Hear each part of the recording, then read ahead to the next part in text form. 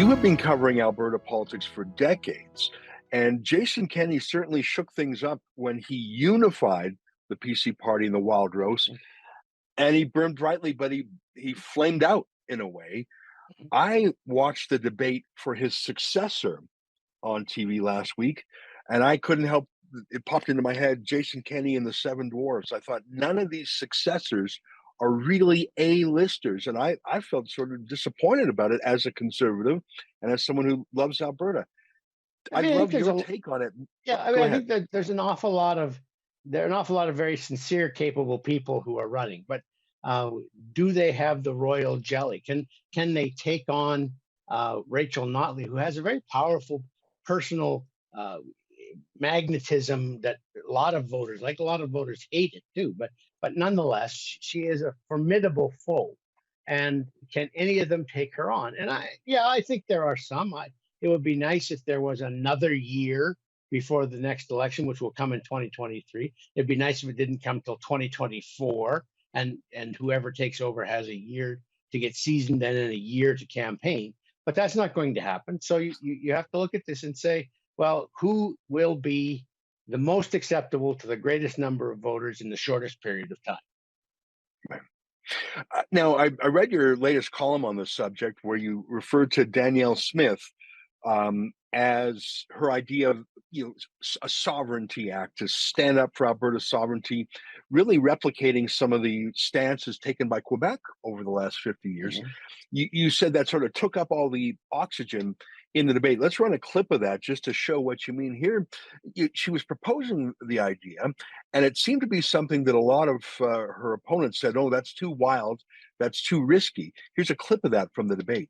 Ottawa has created chaos. Ottawa has cancelled our projects. Ottawa has caused Energy East and Tech Frontier Mine and tens of billions of other projects to be cancelled.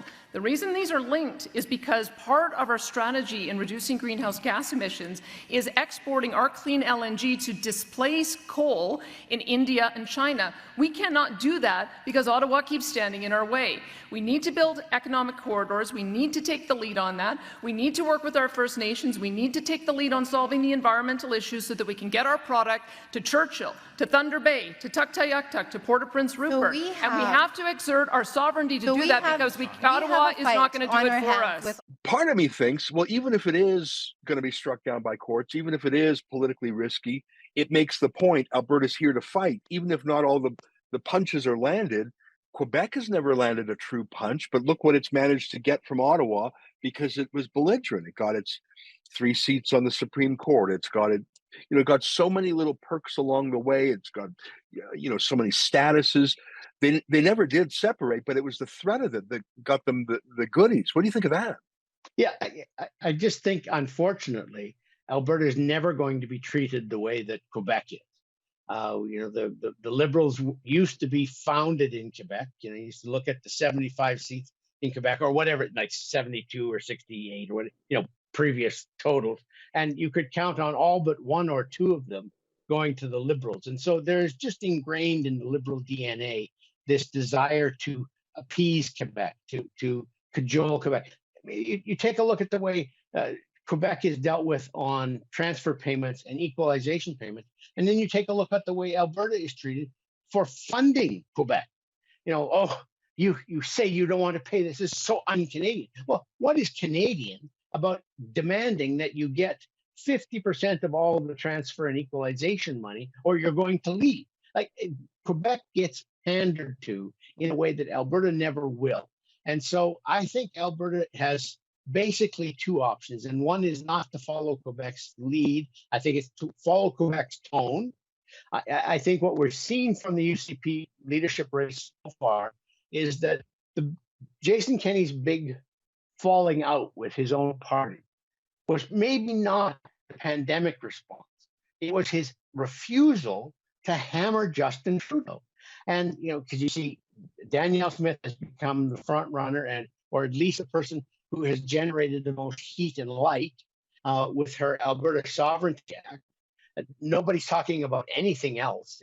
I've looked at some of the platforms for the other candidates. They have fine ideas, but it's all like, and then everybody says Alberta Sovereignty Act. Oh, that's crazy. So she has she has hit a nerve, both for and against, with her Sovereignty Act. And Brian Jean, even Brian Jean, his theme for the campaign is not never another lockdown. It's autonomy for Albertans.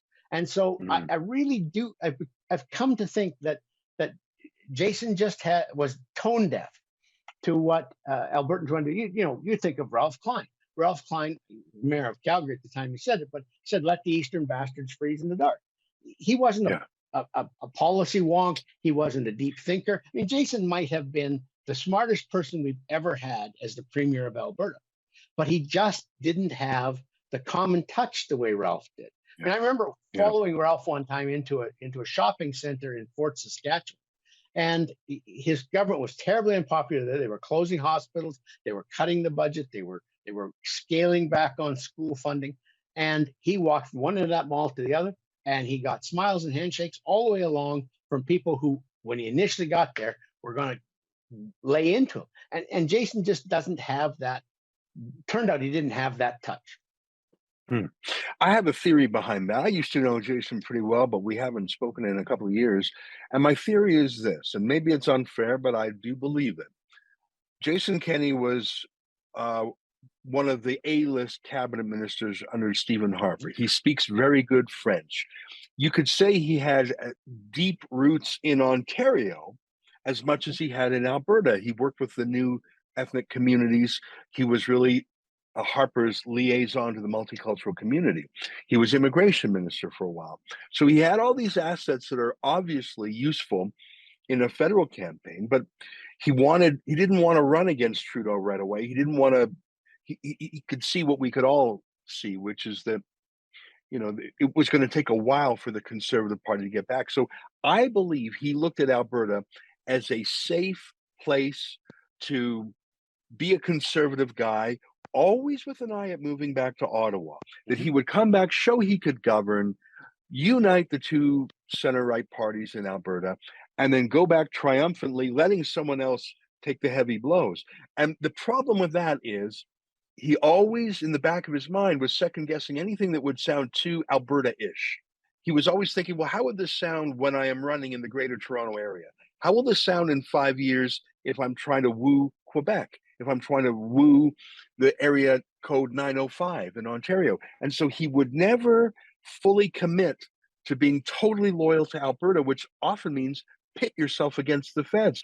I think he pulled back every time because he was keeping his eye on the main prize. That's my theory. What do you think of that? I think it's more than a theory. I mean, I know initially that he did have thoughts that Alberta was not his final stop. Being premier of Alberta was not going to be the pinnacle of his career. He was going to go back and lead the federal Conservatives. I don't know whether after a couple of years of uniting the party and getting it started, whether he still held on to that or not. But he didn't warm to Alberta, and Albertans didn't warm to him. And for whatever reason that was, there was a certain tone deafness there. And he simply needed to say. What you just saw was an excerpt from my nightly show, the Ezra Levant Show. Every weekday, I do a monologue. Usually it's about half an hour. Then I interview an interesting guest, and then we read my hate mail or my fan mail, whichever is more fun. It's only available behind a paywall, though. That's how we pay our bills here at Rebel News. We don't take a dime from Justin Trudeau. But the good news is it's only $8 a month, about half the price of Netflix. And in addition to my nightly show, you also get weekly shows from 4 other friends here at Rebel News. So you're getting 36 shows a month just for $8. I think it's worth it. And even if you're not quite sure, do it anyways, because we rely on viewers like you to keep us free and independent. I promise you I'll never take a dime from Trudeau. Just go to rebelnewsplus.com and click subscribe. Thanks.